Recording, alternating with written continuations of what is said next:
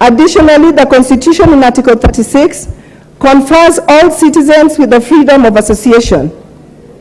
Over the last few weeks, Mr. Speaker, citizens from all walks of life have been exercising their constitutional freedoms and rights. Rozah, it is Madam Speaker now. Thank you. Thank you, Madam Speaker. I should have been the first one to correct that. Thank you, Madam Speaker. To exercise their constitutional freedom and right to associate, to assemble, and demonstrate across the country against the high cost of living. Madam Speaker, sadly, there have been cases of obstruction of the exercise of these freedoms and rights by the police, including reported incidences of harassment and police brutality. This unwarranted use of force against unarmed civilians has especially been experienced in Nairobi, in Kisii, in Kisumu, in Migori, in Busia, in Mombasa, in Makwiny, and Homa Bay counties, which has led to the death of more than 20 people, as well as fatal injuries on numerous citizens. Honorable Speaker, it is against this background that I seek leave for adjournment of the House to discuss this matter of great national concern, with a view to exploring possible and lasting solutions to this unjustified contravention of the law. Madam Speaker, this afternoon I hold the Constitution of Kenya in my hand. This Constitution that we passed overwhelmingly as Kenyans does two things for me. The two things that stand out for me, Madam Speaker, is that this Constitution makes every Kenyan citizen equal to the other. And in all the things that subscribed in this Constitution, it does not leave any Kenyan behind. Madam Speaker, in cases where there's been unnoticed discrimination, this Constitution comes up with opportunities and clauses that talks about affirmative action so that every Kenyan is brought up to nearly as possible equal as the other. Madam Speaker, in other words, there is no Kenyan who's less of a Kenyan than another Kenyan. Madam Speaker, the next thing that this Constitution did for me is that when you look at Article 244, coming from the bloodshed of 2007 and 2008, the Constitution introduced, very radically so, National Police Service away from National Police Force.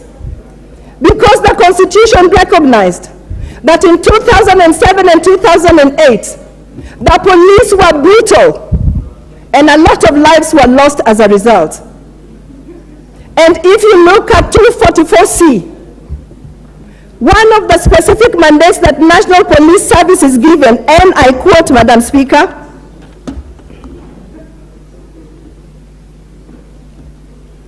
is to comply with the constitutional standards of human rights and fundamental freedoms. End of quote. Madam Speaker, one such freedom is enshrined in Article 37 of this Constitution, where every Kenyan is given a right and an opportunity to picket, to demonstrate, if they so wish. Madam Speaker, a honorable member said that we should not overlook two words: peacefully or peaceably, and unarmed. Madam Speaker, I stand here to say that in the recent past, all the mandamanos or demonstrations that have had no presence of police have ended up being very peacefully. One such demonstration was one that was carried on in Siaya and was reported in our local TV stations. Another such demonstration was one that was carried in Kisumu West 2 weeks ago, where no police was present, and between 11 a.m. and 5:30 a.m., citizens demonstrated peacefully and went home without any incidents. Madam Speaker, it is therefore proven that the police instead of acting in their protection role, actually provokes demonstrators who are otherwise very peaceful. In the provocation, Madam Speaker, there's tear gas, there's water batons, there's live bullets, which are used to shoot innocent, peaceful, and armed demonstrators. Madam Speaker, I've stood on the floor of this House several times to actually protect the police and to actually fight for better living standards for the police. But on this front, the police of Kenya has failed Kenyans. They've turned into a killing squad. As I stand here today, you're seeing me in a black headscarf. I'm mourning 2 young men from my sub-location. One killed in Kondele at the flyover, way beyond the time of the demonstration. But as he's going home from work, a policeman at the flyover shoots at him. The boy had absolutely nothing. The other one killed in Kitengela. Madam Speaker, if you look at the 20 reported deaths, you will find that most of them were shot from the back. Madam Speaker, when you shoot people from the back, that means they are actually going. They are not even coming towards you to threaten you, but you choose to shoot them because you have the power of the gun. Madam Speaker, in many parts of this country today, Kenyans are mourning. Many of those young people will actually be buried this weekend, Madam Speaker. But Madam Speaker, we cannot sit and watch this happen without discussing it and seeing how it can be brought to a stop, because tomorrow it will happen to you or your child or your relative.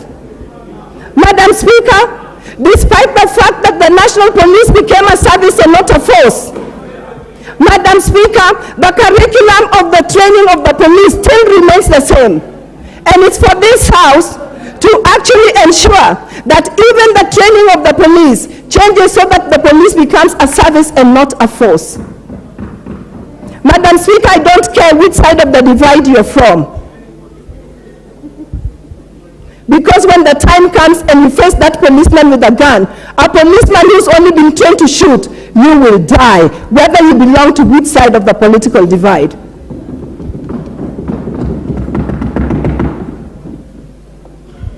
Madam Speaker, for all those who've been slain by the bullet, I ask this House to actually discuss and come up with opportunities where we'll actually ensure that those people who are dead will have justice, and justice that will be seen to be done. They might not be awake, they might not be alive to experience that justice, but we know that their death should not go in vain. Madam Speaker, I beg to move. Thank you, Honorable Rozah. And as guided by the Speaker and our standing orders, honorable members,